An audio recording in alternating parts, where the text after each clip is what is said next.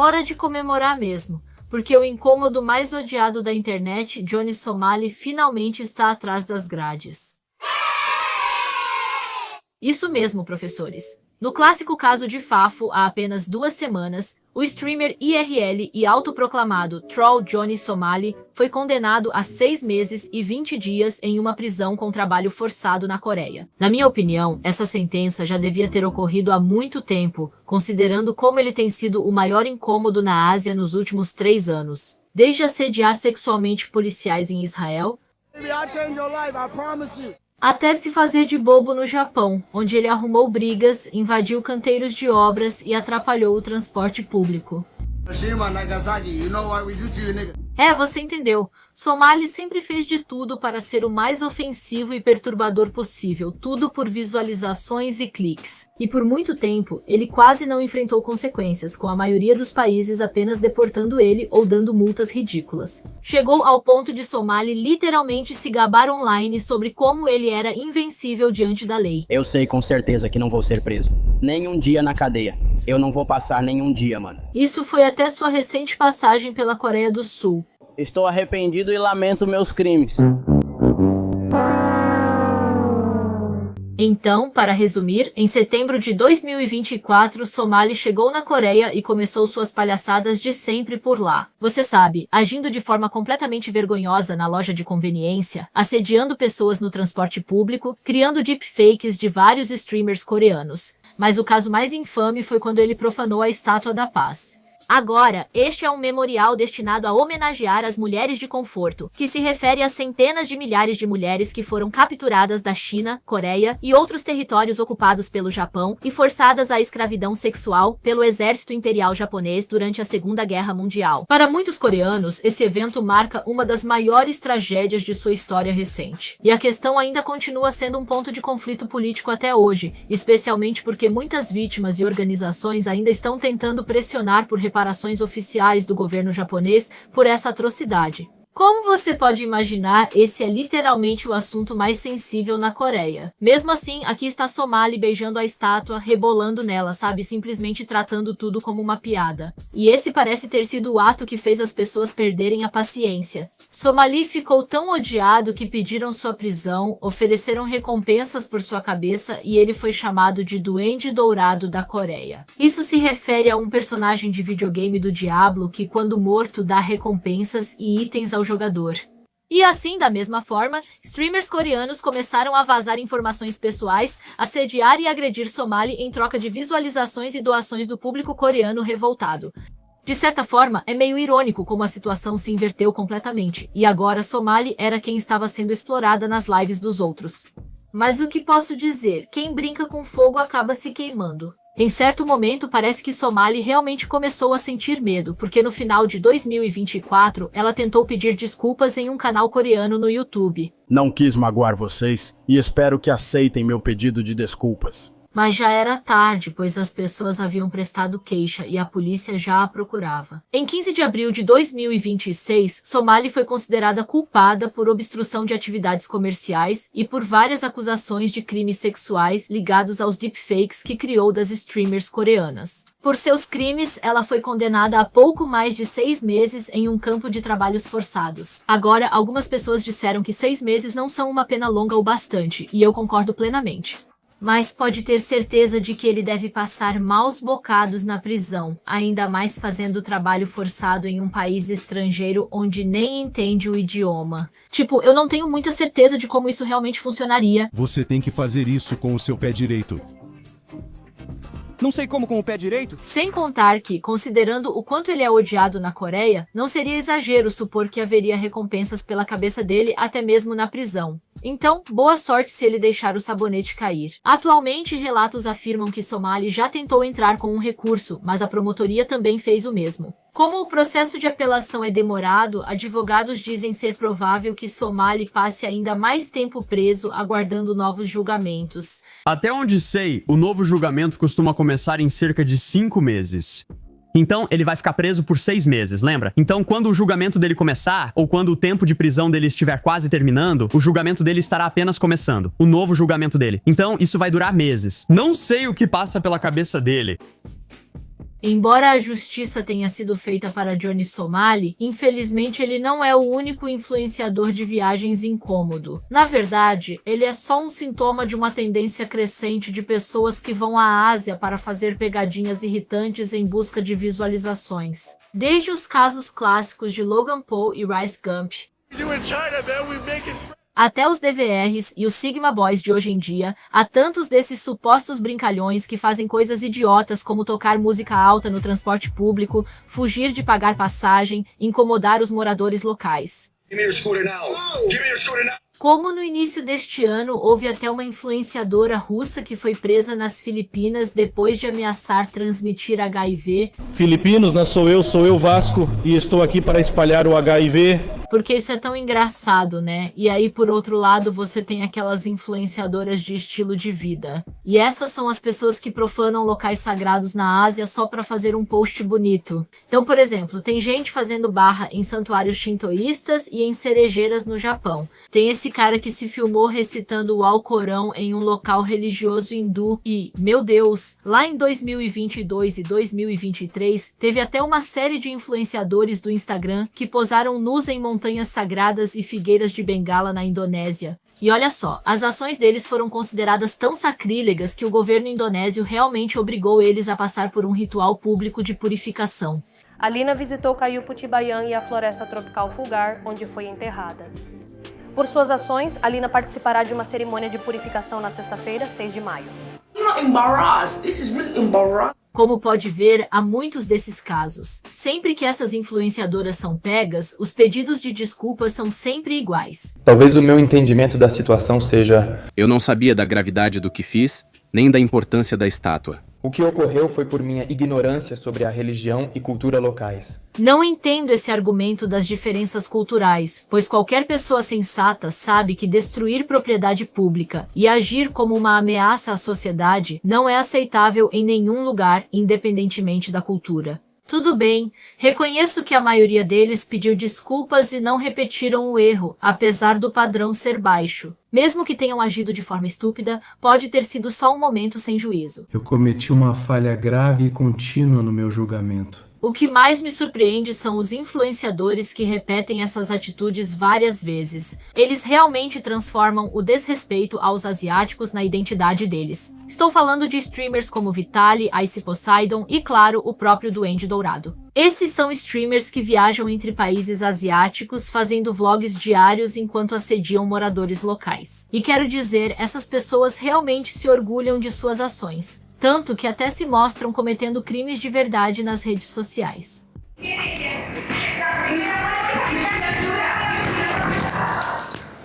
O que realmente levanta a questão de onde vem tanta audácia e eles não têm medo de serem pegos? Bem, esse é o problema. De certa forma, esses influenciadores querem ser pegos porque o conteúdo polêmico é exatamente o que agrada ao algoritmo. Basta ver que os vídeos de Johnny Somali incomodando pessoas têm muito mais visualizações que os outros. Você pode achar que essas visualizações extras são só publicidade negativa, mas com o tempo, até esses influenciadores formam um público fiel. Porque quando você está constantemente buscando atenção com atitudes ultrajantes, isso acaba filtrando todos os espectadores normais, restando apenas uma base central de fãs composta pelos apoiadores mais degenerados. Esses apoiadores incentivam o criador a fazer coisas cada vez mais absurdas por meio de comentários e doações em transmissões ao vivo.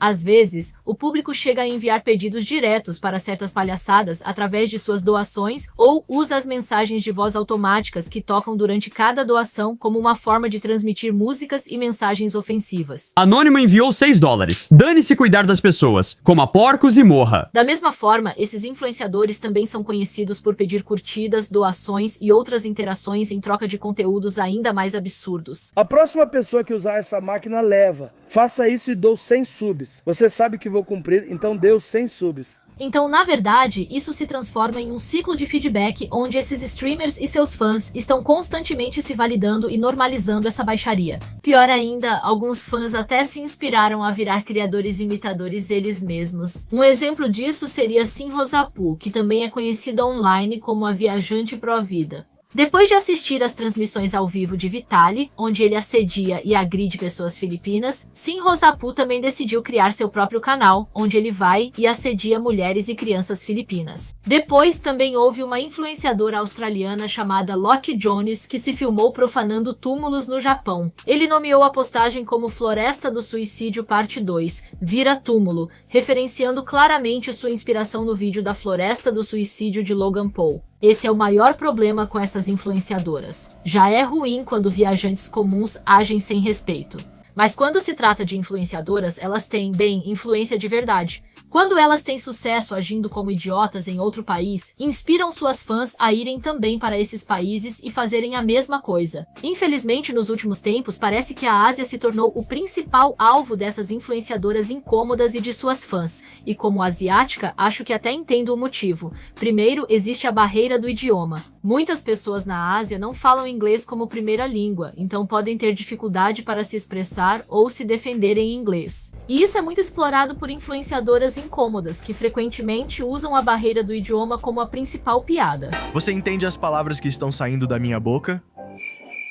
O que eu estou te dizendo? Você não me entende. Há quem zombe do sotaque dos asiáticos ou faça perguntas bobas que eles não saberiam responder.